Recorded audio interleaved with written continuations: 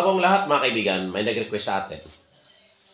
May nag-comment sa atin na, "Boss, patingin naman ang akomodasyon ninyo."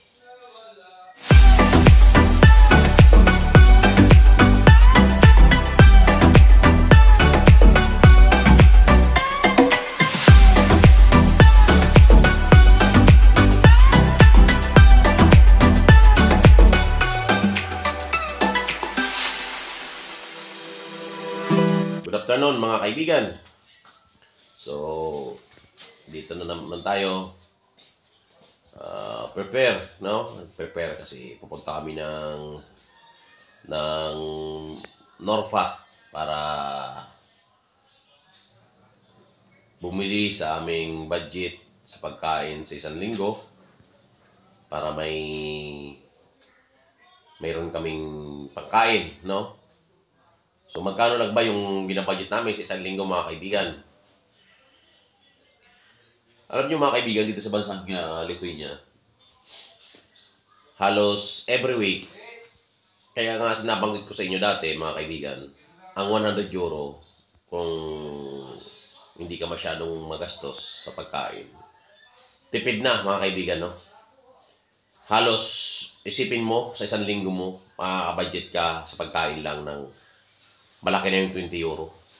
Sa isang linggo yun mga kaibigan, sa pagkain. So bagong lahat mga kaibigan, may nag-request sa atin. May nag-comment sa atin na, "Boss, patingin naman ang akomodasyon ninyo." Yan, may nag-comment sa atin. So ngayon, kaya nag-vlog tayo ngayon dahil ito, ipapakita na natin yung request ng ating kaibigan. Yung akomodasyon namin dito sa bansang Lithuania.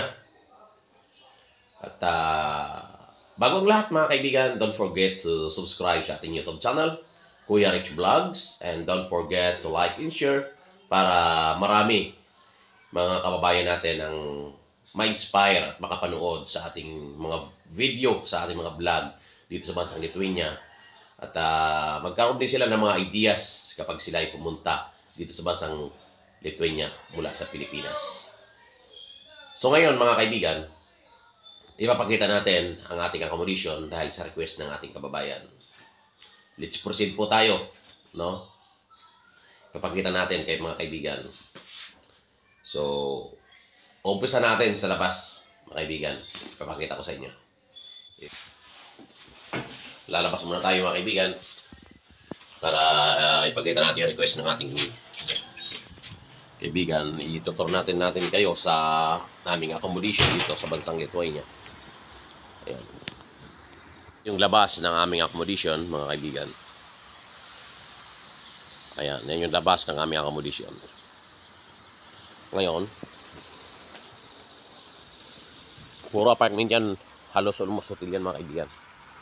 Mga hotel yan or apartment. Ayan. Ito yung accommodation namin, kaibigan. Yan, ano yan, mga kaibigan, no? Mataas yan. 5 palapag yan mga kaibigan, mahaba yan hanggang doon, mahaba yan mga kaibigan. Pero yung mga nakatira dyan sa taas mga kaibigan, mga Ukrainian, mga national dito, kasi halos wala mga bahay dito mga kaibigan, ang karamihan ng mga ibang mga national, kasi ewan ko, lagi lang sila nangungupahan. So ayan, so dito parating baba dito mga kaibigan, ayan, mapapansin nyo, 2 portion yung hagdanan. 2 portion yan. Yung dito sa kabila, yan yung paakyat papunta doon sa taas na yan. Mula second floor hanggang doon sa pangkalahatan yan doon. Itong isang pintuan, dito kami kaibigan. Pagpasok mo dyan, lahat na yan. Pagpasok mo dyan, sa ground floor lang yan. Para mga Pilipino lang yan mga kaibigan. Wala nang akyatan yan, wala nang kundi. Pagpasok mo, ground floor lang yan dito sa kabilang portion. Yan. Puro Pilipino lang dito mga kaibigan, kinuha ng aming company. So, pangalan ng aming quarters dito, ang aming apartment, Manokillas. At dito mga kaibigan, puro dito di password. Hindi ka makapasok dito kaibigan pagka di mo alam ang password. So ngayon, dito na tayo, papasok na tayo sa main door. Ayan, yan yung area ng aming lobby. May lobby kami. Yan. Yan yun, kaibigan. May mga camera yan. Puno ng camera yan, mga kaibigan. Malamig ba ang ano? Malamig ba sa paa? Yan. Yan yun. Pagpasok mo doon, mga kaibigan pa loob. Dito yung ano. Yan, si Boss Nads yan, ang ating kababayan dito. Kasama natin sa trabaho. Ito yung unang kwarto ng Pilipino. Yan yung mga, ano mga kaibigan. Yan. Unang kwarto. Tapos, pangalawang kwarto. Puro Pilipino yan mga kaibigan na nakakatira dito. Kaya lang, mga pangit dyan. Yan. Pangatlong kwarto. Itikit yan mga kaibigan.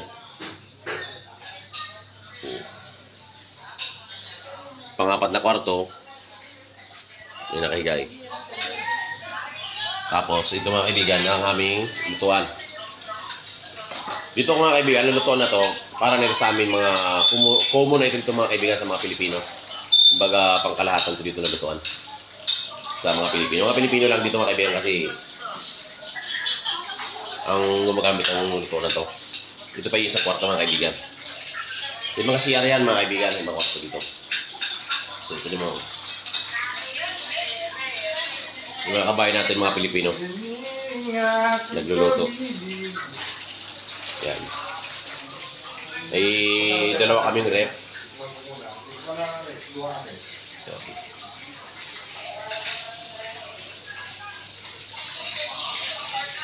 Yung isang ref, mga kaibigan.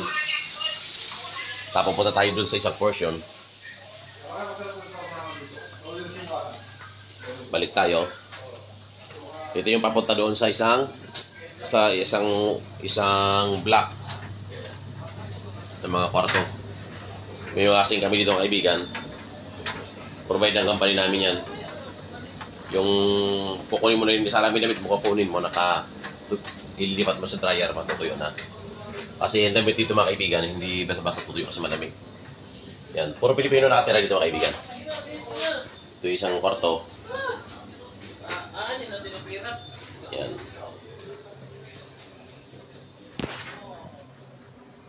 Tingnan mo.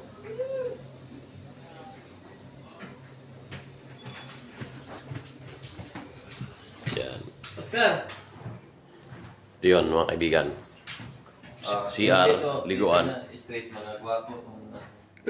Gwapo, talented. Yan.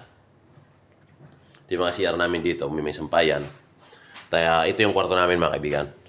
Pasensya na kayo kung magulo ngayon dito sa kwarto namin. Kasi hindi kami nakapalinis pa. Ayan.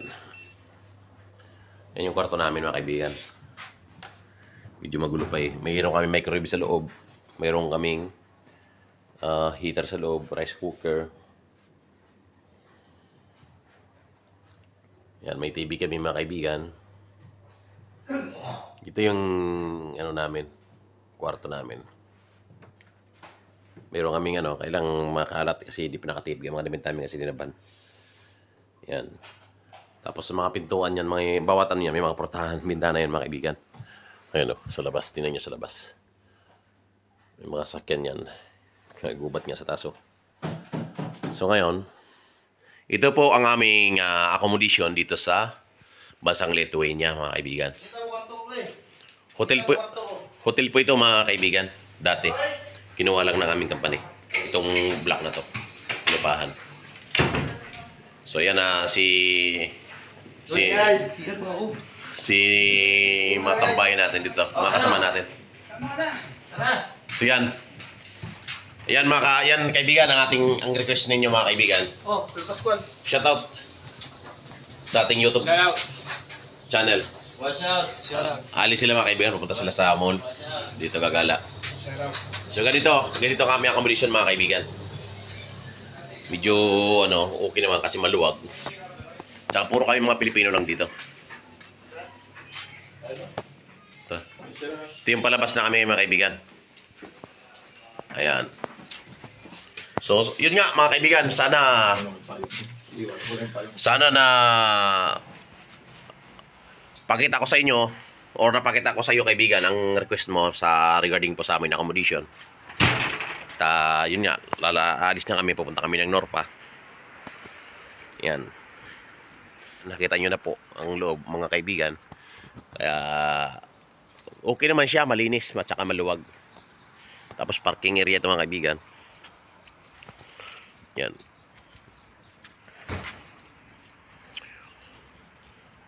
Ito yung paligid mga kaibigan ng aming accommodation.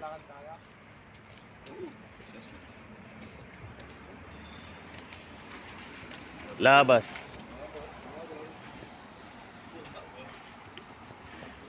So ayan.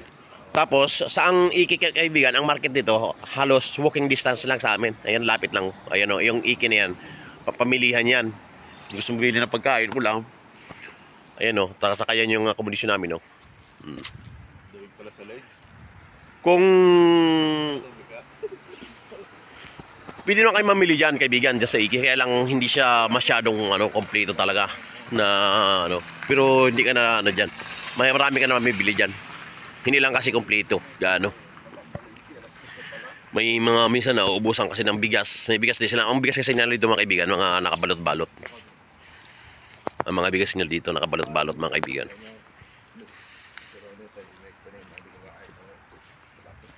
Yan o, mayroon din basketball court dyan. Dito sa kabila mga kaibigan, may basketball court din doon. Lamig mga kaibigan. Grabe. Malamig ngayon. Yan. Yan yung palibot ng aming accommodation mga kaibigan. Malapit sa amin. Yan yung accommodation namin no. Yan, yung malaki na yan, na puti. Ayan. Maraming mga puno dyan mga kaibigan. No? Mapapansin mo mga puno dito, wala na mga dahon eh. Pero mga buhay yan mga kaibigan. Pag ganitong winter kasi, naglalagas talaga yan mga yan. Nagbas siguro tayo, malamig. Magbas tayo maglakad. Sige. So maglalakad lang na muna kayo kaibigan. Pwede kayo magsakay kaya lang. Ha? Magbas na tayo. Ayun ang basketball court mga kaibigan dyan. No? Doon sa Bilaw. So magbabas na lang daw kami kasi malayo. Tapos malapit sa aming kaibigan yung Atlas na Altas na sasakyan yung company. Tapos Volkswagen. Yan yung Volkswagen ng company kaibigan. Yan yung Altas. Mga sasakyan. Ngayon mag-aantay kami ng bus dito mga kaibigan papuntang Norfa. Halos almost 5 minutes lang kung takboy ng bus. Malapit lang naman. Kasi kung lakarin namin, paaabot kami ng mga 30 minutes. I think 20 minutes ata. Ngayon, mapakita ko sa inyo yung bus dito mga kaibigan. Kung ano. Ganito mga kaibigan, kaluwag ang kalsada dito. Sa bansang Lithuania. Ganun, kaluwag. Halos walang ganun dumadaan. Nasa bayan kami mga kaibigan, o nasa city kami mga kaibigan. Dito sa Vilnius, Lithuania. Kung mapapansin mo, ang mga kalsada dito, hindi sila crowded, hindi sila puno. Dahil nga, maluwag dito sa bansang Lithuania. Kaya masasabi ko sa inyo mga kaibigan, pag pumunta kayo dito, masarap dito kasi ang pollution kasi. Walang krimen, walang pollution. Walang pollution dito. Respeto sa isa't isa. Yan. Ayan, papakita natin ang ating anong komento mo nga dito kaibigan sa bansang Lithuania para magkaroon ng ma-inspired yung ating mga kababayan na pumunta dito. Dito, magandang manirahan dito kasi dito, respeto sa isa't isa, walang krimen, mura ang bilihin, tahimik. Ayos manirahan dito kung magbablano ko yung manirahan dito sa bansang Lithuania. Ayan. So, yun. Sana ma-inspired kayo sa sinabi ng ating kababayan. Si Boss Nads from Cavite, no? Kasamahan natin dito sa company. Sakay kayo ng bus. Pag sinabing 15 minutes talaga, walang traffic. Hindi yung kagandahan dito. Magandang babae. Mura lang ang sakay din. 63 euro. 30 minutes. 5 euro. Ayan. Yun lang talaga problema dito. Malamig. Sa mga ginawin dyan. Handa na kayo, malamig. Ayan. So, yun, mga kaibigan.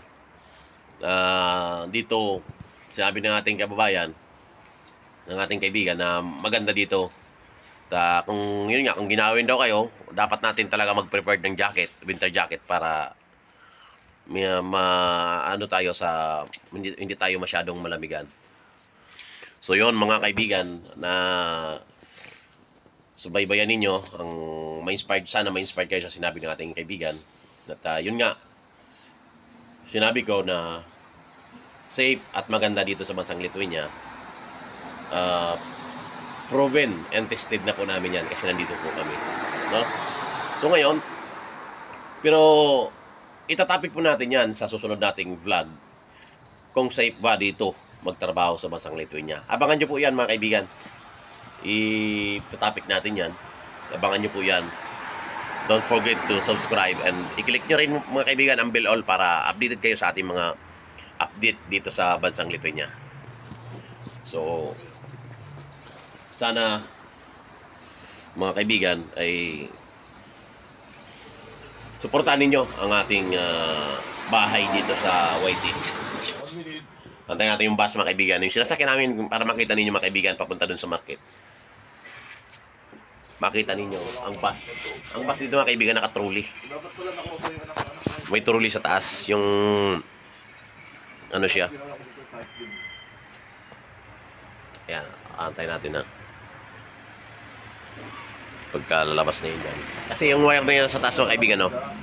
Parang kung mapapansin nyo dyan sa Pilipinas, ang LRT, may wire sa taas, diba, ganyan. Ganyan din yung dito, parang mayroong trolley siya.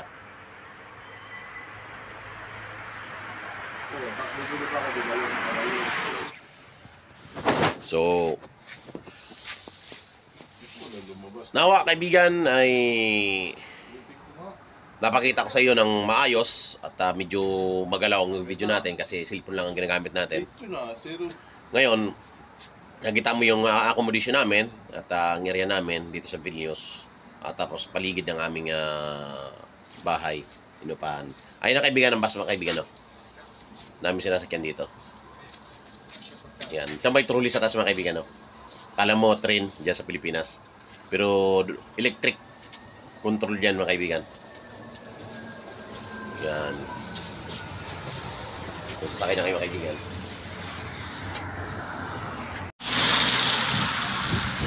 So, yun nga kaibigan. Nawa na pakita ko sa iyo ang aming accommodation doon sa nag-request sa atin. At sa mga kaibigan din natin, napakita na tour ko kayo sa ating accommodation. Hindi ko kasi kayo naikot sa bawat kwarto kasi may mga tao kasi nakakaya. Pero yun po ang area ng aming accommodation. Maluwag at saka may lutuan din. Puro Pilipino mga kaibigan. So, nawa napakita ko sa iyo kaibigan ng maayos. At pasensya na kaibigan sa ating mga kaibigan dyan. Pasensya na dahil ang video natin medyo magalaw, medyo blurred. Kasi cellphone lang ang gamit natin kaibigan. So ginagawa natin yung paraan at ginagawa natin yung lahat para makapag-vlog lang dito sa bansang Lithuania at maipaabot sa inyo kung kumusta po ang buhay namin dito sa Lithuania at kumusta po ang magtrabaho dito sa bansang Lithuania. So don't forget to like and share para pa-support sa ating mga videos para maraming makapanood ng ating kababayan at magkaroon ng ideas at makapag-prepare din ang ating mga kababayan na nais pumunta dito. So, salamat mga kaibigan. Nawa, supportan ninyo ang ating mga vlog, ating mga videos, no? At marami pa tayong mga pag-uusapan at topic dito sa bansang Lithuania, information regarding po dito sa bansang Lithuania, mga kaibigan. So, yung about dito sa culture nila dito, nature nila, climate, tsaka yung sa safe ba dito magtrabaho mga kaibigan. Pag-uusapan natin yan mga kaibigan. Abangan nyo mga kaibigan sa ating mga susunod na mga videos.